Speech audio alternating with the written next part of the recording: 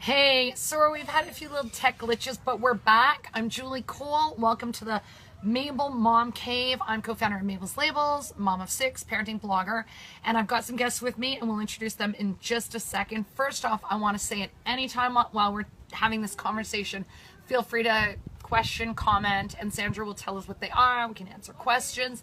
And if you miss it and you're seeing this later, not live, it's okay. We still answer questions later on Facebook. So don't be shy. And introduce yourselves, lady. Hello, everybody. My name is Alanna McGinn. My company is Goodnight Sleep Site. We are a pediatric and family sleep consulting practice, and I'm happy to be at my first Mabel's Mom Cave. It's fun up here. I know it is, and there's wine. There is. And I'm Heather Dixon, mom of 3, and yeah, that's about it. Oh, She I have 3 also, too. yeah, she has 3. She has twins. She's not sensible like having them one at a time like most of us. Efficient. Heather's a writer and a parenting blogger as well, and a copywriter at Mabel's Labels. And Julie Jr. That's right. The new and improved Julie 2.0 right there. So we wanted to talk today about sleep because we're into summer now, and if your life is anything like mine, routines have gone out the window. It's getting actually to the point of ridiculous. Last night I got somebody home from lacrosse practice at 9:30. I had a friend come over to the mom cave to give business advice to. I went down at like 11 to the kitchen. 5 kids were up, 3 of them were cooking, and I was like, are you kidding me? Yeah. Is this what my life has turned into? And apparently, yeah. And I actually eventually went to bed, and I think the 7-year-old fell asleep on the couch alone because I think he was there this morning, but I didn't care. So you know what do you guys, how are your summers going? What are you seeing? I mean, you're a sleep person. I mean, you know, my kids sleep well. It would be weird if they didn't, right? Yeah. But same thing. In the summer, It would be very off-brand. It really would. It's like when my kids lose stuff, I never admit it. Yeah, exactly. You know, I can help your kids sleep better, but my kids forget it. Yeah. But no, I mean, even in the summer for us, it's like bedtimes get later. Sure. It's the weather. It's, you know, it's bright out, and by the time you look at the clock, you're just like, oh my god, you guys got to get to bed. So it happens at my house too. Yeah, it's normal during the summer. Yeah. I mean, I don't have nappers anymore, so that's not an issue. But you know, with the families that I work with and stuff, naps can be tough. And I know you've got a napper. I've got So a like, what are you napper. finding now? Like kids are, I know third-borns are often good sleepers because they have to sleep through noise anyways. Yes, but yeah. I know, like, you know, you might want to do something with the big kids, but the baby's napping. Like, That's what are the you dealing problem. with? Yeah, no, they want me to, you know, go out, take them places, Yeah. but there's like a good 2 hours in the afternoon where we have to stay home.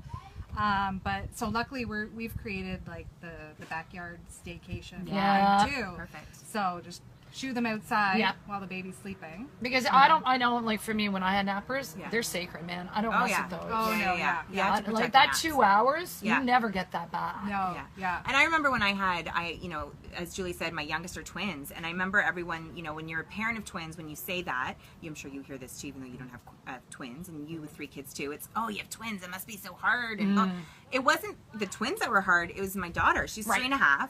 So it was fitting her into their routine and protecting their naps, but then keeping her busy. And a lot of parents struggle with that when they have different age children. It's how do we protect the baby's naps, especially in the summer, because the other older kids want to get out. Yeah. So things that we did was, you know, I hired my neighbor across the street, a young 16-year-old girl. She was great. She would come over and play with my daughter. Right. You don't need like a full-on babysitter, or even like a mother's helper. Even just for an right there. hour or two, you know, so I could fold laundry. The twins could not. It was amazing. You know, if you're lucky where you have family and friends nearby, recruit them and just say, hey, can you take the older children out? And, you know, That was a problem I had because I you don't had... have to spend a lot of money either.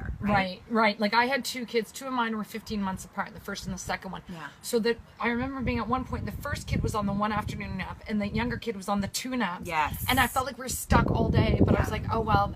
Finally, I pushed that younger one on a single nap earlier than normal. Right. Yeah. Now I believe we might have a question or a comment. Sandra, what you got for do. us? So it's from Beth, and she's asking if there are any strategies for getting a child who is still napping ready for junior kindergarten. Ooh, good yeah. question. Ooh, that's tough. Yeah, I we just went through that too. My youngest just started JK. They were just in JK. So I always recommend to get them a little bit ready by trying to remove the naps around now, actually. So they have the full summer to get used to not napping throughout the day, because that's a big transition. It's a big transition whether they're well rested or not going into school. Just starting school, it's a big one. So you know, dropping the naps if you can and moving up bedtime. That's probably the most important thing. That's key. Yeah, Beth, that's a takeaway for sure. Whenever we're removing sleep, you're not getting rid of the amount of sleep that they're getting. You're just kind of redistributing it. So move bedtime up maybe half an hour, maybe even an hour, until they're used to it, and then you can slowly inch back. And when they do start school, move bedtime up. Honestly, until Christmas, while they adjust. And then you can start inching it out. Oh, yeah, Early bedtime is key. My middle daughter just finished JK. When we started the first week, I think she was in bed at 6 o'clock. Right. Like 6 o'clock, she was done. See, this makes me want to seriously kill all of you, because I was that mom who, as soon as my kids were 2, naps were done. Naps were. If I had like a 3 or 4-year-old fall asleep for even 5 minutes in the car, they would be up. I was like that mom who's like stabbing them. Don't fall asleep in the car, right? Wow. But also in the old days, they would go to junior kindergarten or senior kindergarten for the morning and then just kind of chill for. You know, they didn't sleep, but those full days and they're full on, right? The first week, honestly, and my twin daughter, I have boy-girl twins. She's always been the most sleep sensitive, so always stuck to that routine and really needed that early bedtime and was the last to drop the nap. She asked me to go to bed the first week. Also, she's my kid, so she understands the importance. Right. But she'd be like, "Mommy, I just want to go to bed." I'm like, "Go!" Like 5:30, she was going to bed. And she would sleep through. She would sleep through. Fantastic. Probably and slept all day Saturday, probably as well. Yeah, right? it's a big one for them for sure. What about? I know for summer, I had a hard time. Again, don't have any nappers anymore, but. Even when you have those little ones, and we have a shared cottage, and you go to the cottage, you're trying to establish, like, you know, you're not at home, and on top of, you know, the first night's always awkward because they don't sleep properly because they're in different bed and they're sharing with people that they're not used to sharing with, but then you're also sharing the cottage. Like, I own a cottage with my siblings, so, you know, you don't want to wake up the aunts and uncles, you don't want to, you know, but inevitably when you have little kids, you get up at the crack of, you know, dawn, that can happen. What do you find? Have you guys, like, what do you do about going away in the summer and like if you camp or cottage and the disruption that goes along with that when it comes to sleep? I mean, I try and make sure we're headed away soon, and I always try and make sure that my kids are as well rested going into a trip or going into a change, like starting school, whatever, so that your way, it's going to happen. Routines are not going to be the same.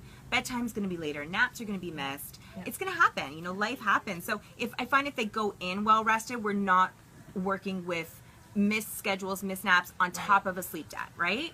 You know, so go in as well rested as you can. Sleep debt. And exactly.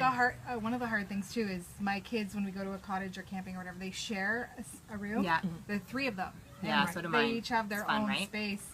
How do I keep them from like waking each other up, disturbing each other? You know, and you even do that? You know what? I think they do get used to it because my babies. I've always had cribs side by each. My 3 girls share a room. They just get used to it. They do get used to it, but of course you're probably only going for weekends, so they're not going to in that amount of time. No. So you're just gonna have to suck it up, Buttercup. I reckon, because by the time they get used to it, you're ready to come home. Now I believe we might have another comment or question. Sandra. This one's from Susan. Okay. And she says, my 5-year-old gets up between 5 and 6 a.m. How can I get him to sleep in later? I have one of those too. Yeah. What do you do?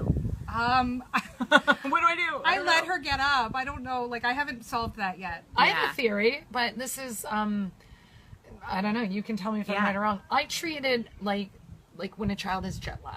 Or when there's a time change if I want them to sleep in later, I just inch up 5 minutes, bedtime a little bit later, sleep in, try to resettle them, that sort of thing. So I try and treat it like when there's a time change or when the kids would travel their clocks. Yeah.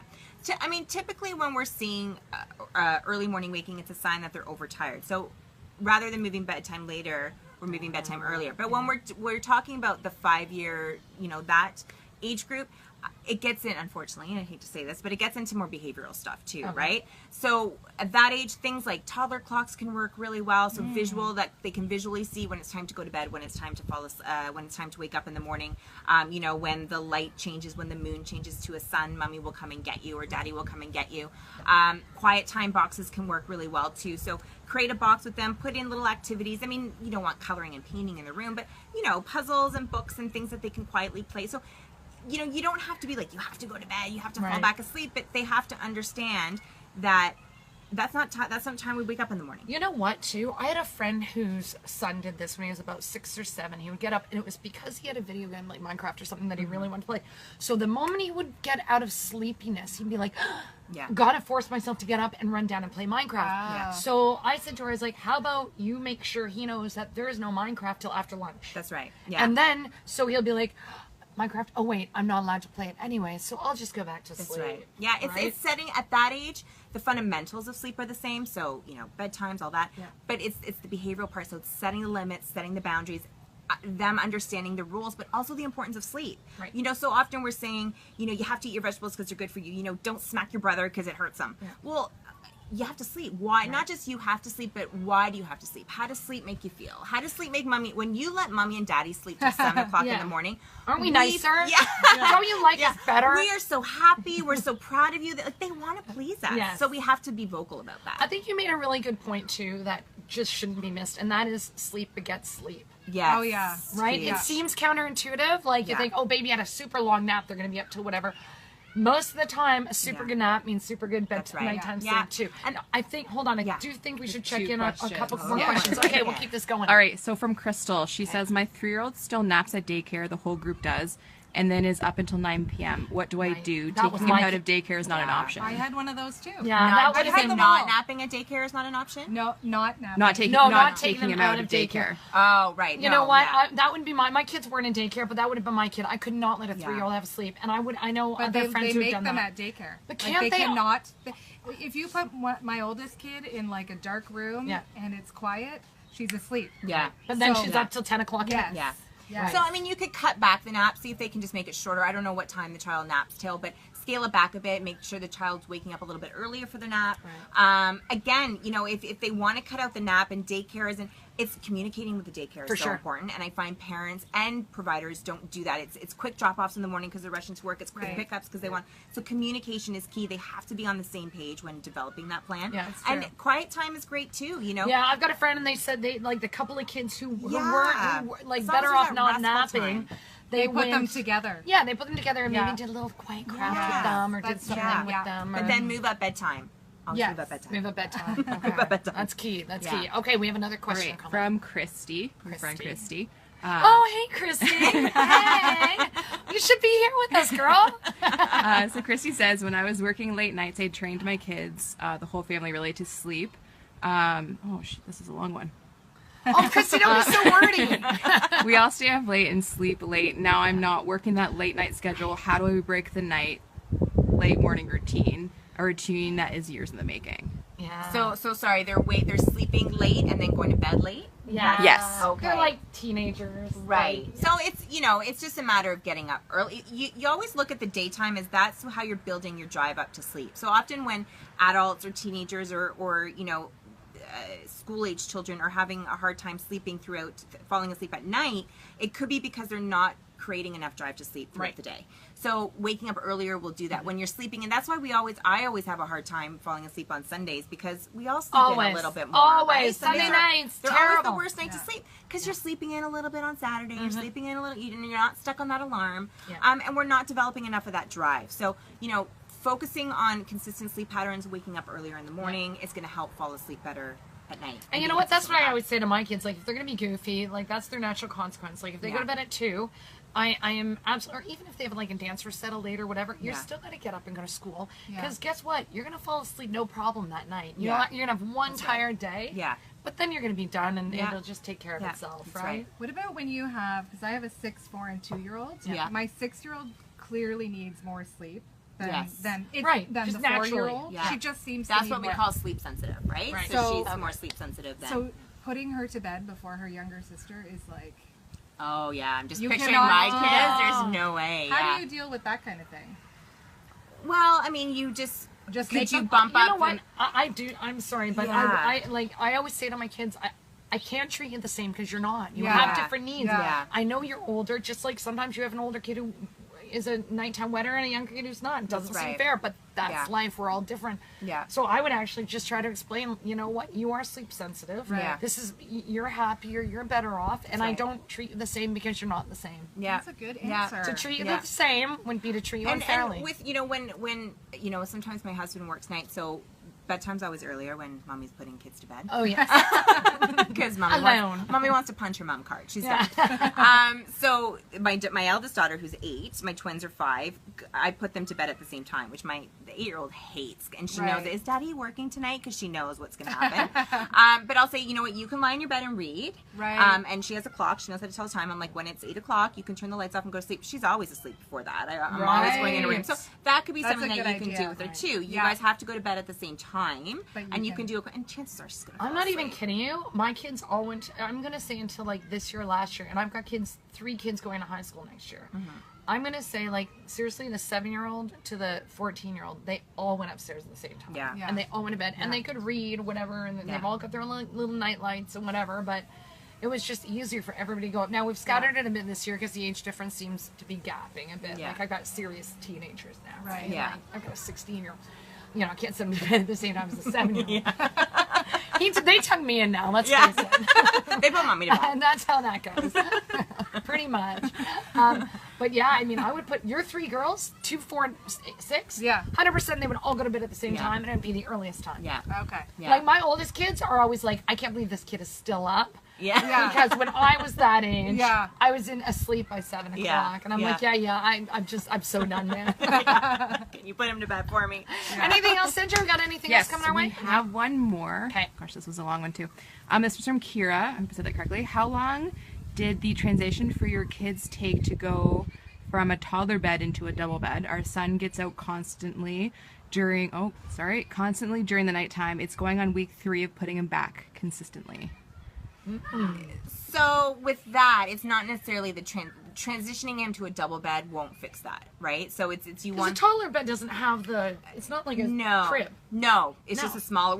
Yeah. It's just a smaller. It's the crib size mattress. It's just a Right. smaller. But Yeah, they're we've open. had those, yeah. So you want to tackle it comes down to the behavioral part of it, right? Sure. You want to tackle that before transitioning into a double, because chances are just transitioning him to a double bed isn't really gonna fix the problem. Right. So No. it's again implementing the rules, being consistent with them. I know the silent return thing isn't working, so you might have to take a more direct approach, like putting up the gate maybe, or closing the door, putting one of those child-proof handles on the inside so they can't open the door. Like you might have to take that more direct approach I've done if you're that. comfortable doing it. Yeah, I've done that. And honestly, the Yeah. whole, like, every time they get up, I just did not make eye contact. I didn't Yeah. reinforce. I didn't No talk. It stimulation. was just like, back you go. Yeah. Back, no reaction, no emotion. I don't care if it's the 30th time. You are not going to get a reaction out of me. Yeah. You are not going to win this, toddler. Yeah.